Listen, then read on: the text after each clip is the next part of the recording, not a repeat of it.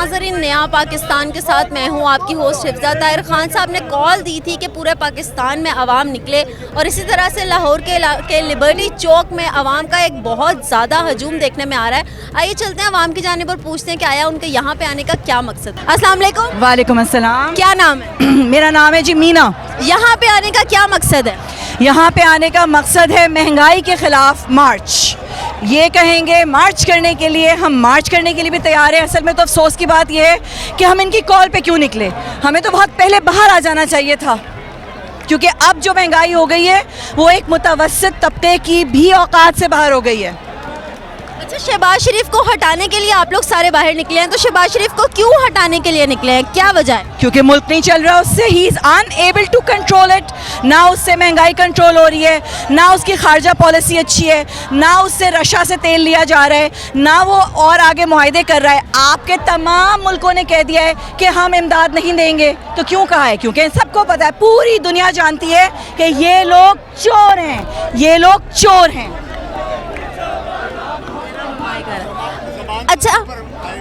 اچھا آپ لوگ کوئی نعرے لگا رہے تھے، وہ ذرا نعرے لگا کے کون سا نعرہ لگانا ہے؟ جو دل کرے۔ تیار ہیں نعروں کے لیے؟ بچائے گا پاکستان، عمران چلو، کون بچائے گا پاکستان؟ کون بچائے گا پاکستان؟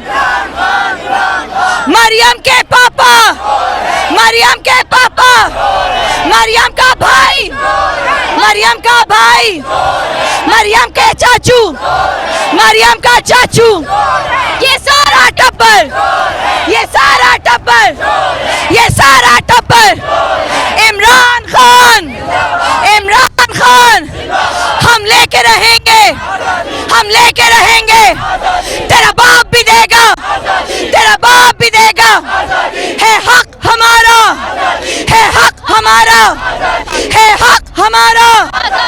پاکستان، پاکستان، عمران خان۔